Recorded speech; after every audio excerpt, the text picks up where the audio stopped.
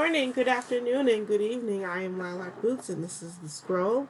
Welcome back, everyone. I know it's been a long time since I've recorded an episode. I missed all of you. Um, I sort of got caught up in everything. My birthday just passed. I am now officially in the 30 club. E3 just happened. Not really going to touch on that because, to be perfectly honest, I was a little bit disappointed this year with E3. I would like to give a shout out to Steam though because they're having a Game Fest currently this week, and a lot of the demos that they have on there are really exciting and really interesting. So I feel like Steam did a lot better job than E3 this year. Um, yeah, so let's get started. First, I have some news about PlayStation Plus. So, a free PlayStation Plus game coming to PS4 and PS5 users for the month of July has seemingly leaked. Before E3, a leaker claimed that A Plague Tale Innocence was getting a next-gen remaster. At the time of this claim, there was no word of this happening. However, the remaster has since been announced. This wasn't the only thing the leaker claimed, though. They also claimed the remaster would be one of July's free PlayStation Plus games. Now, this hasn't been confirmed, but now that the other half of the leak has come true, many are re-examining the leak in the second claim. Of course, the remaster being announced doesn't confirm it's one of the next month's free PlayStation Plus games, but it does suggest that it's what's in the pipeline. Unfortunately, if you're on PS4, this leak doesn't have much consequence, as this would be the free PS5 game for the month. Right now, there's been no word of what the PS4 games are, but this could change soon given that the past 2 months, next month's free games have leaked early. As for the game itself, A Plague Tale Innocence debuted back in 2019 via publisher Focus Home Interactive and developer Asobo Studio. Lauded as one of the best games of the year and one of the best stories of the year, it will be more than a great addition to the library of PlayStation Plus subscribers. Meanwhile, the PS5 version in particular will include 4K at 60 frames per second plus 3D audio support.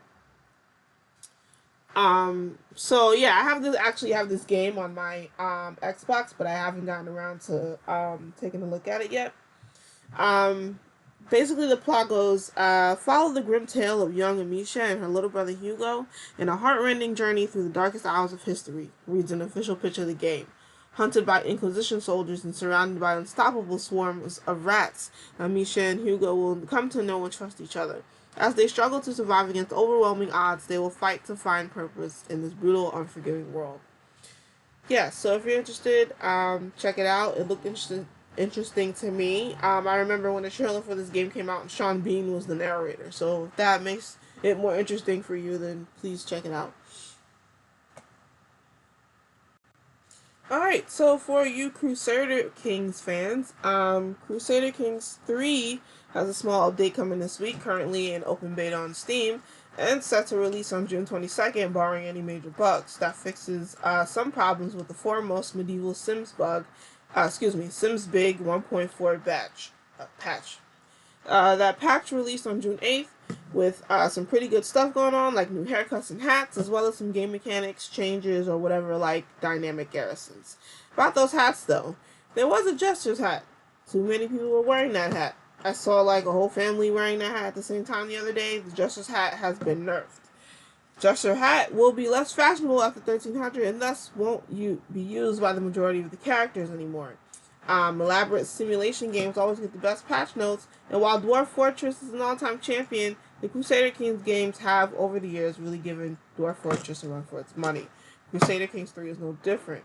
Here are a couple others that I saw that I liked. They fixed the Faith character list, potentially overflowing and crashing the game due to dead people pretending to be alive.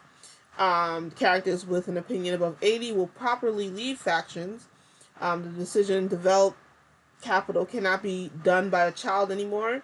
Dead children should not show up anymore during meet peers events, and damn ghost children always trying to show up when I'm meeting my peers. You can read the full 1.4.2 beta patch notes on the Crusader Kings 3 forums. Next, the developer People Can Fly has announced that the next patch for Outriders, currently being tested and due to launch next week, will make major changes to the game's loot system and legendary drops. Since launch, players have complained about how these endgame weapons and items are doled out, and not just the drop rate, but the various gates placed around acquiring specific types. Well, People Can Fly is doing something about it. Better late than never. Legendary drop rates are going to be increased by 100% across the board, while the previous level brackets will be removed, meaning the items will begin to drop when defeating an enemy of any level, though the base scaling will still apply.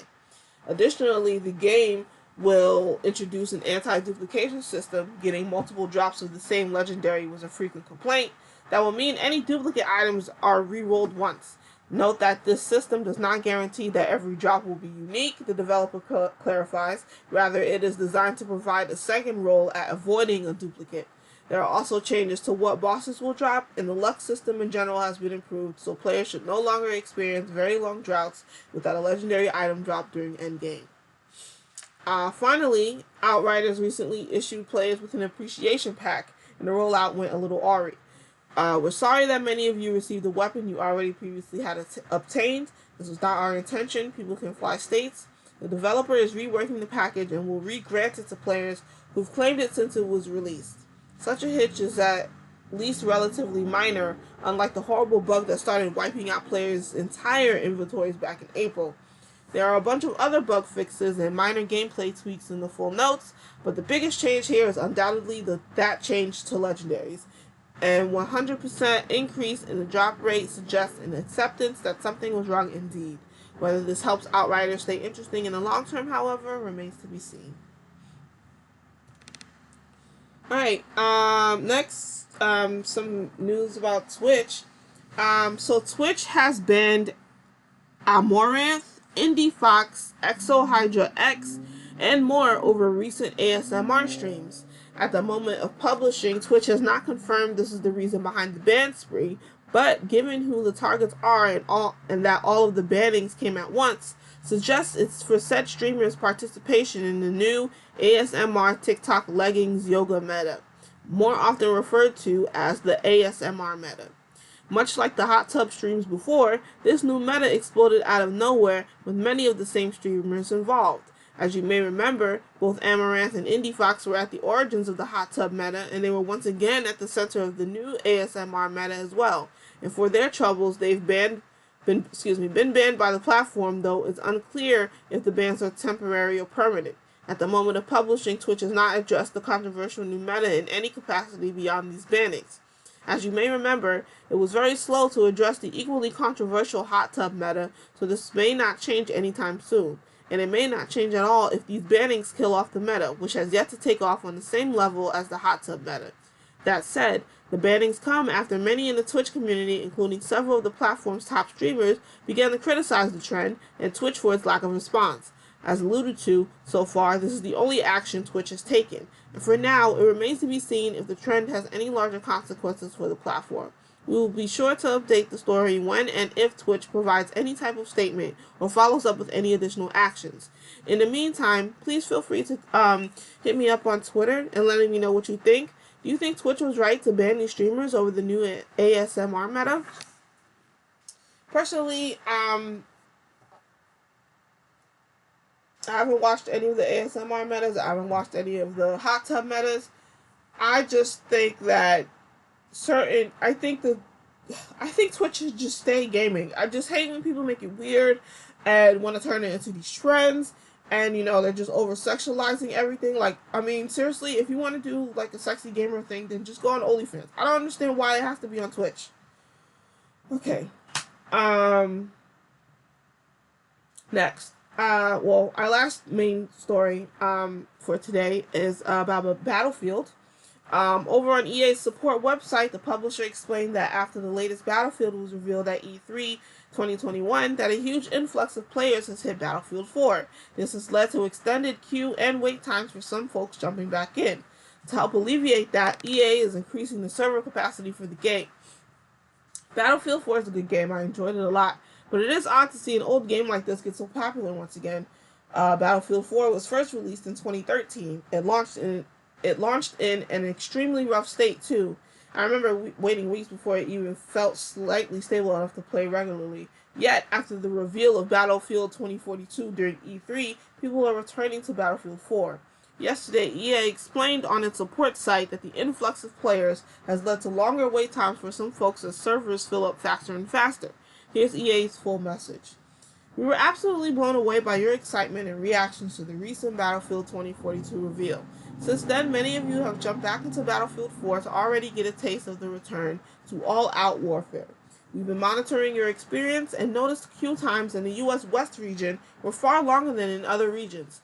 Good news, we've increased server capacity for this region. You can expect less waiting and more playing. We'll continue monitoring queue times and will make further adjustments as necessary. For those wondering why folks are coming back into Battlefield 4 instead of a more recent game in the franchise, it's mostly due to the setting.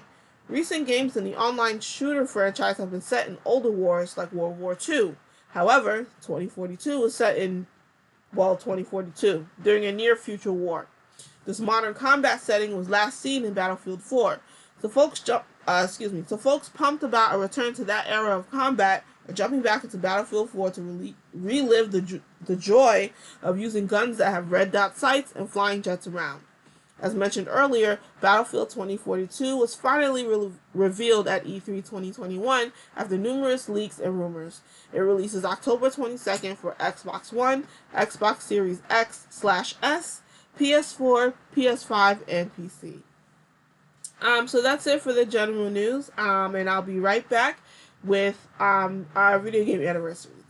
See ya. And I'm back.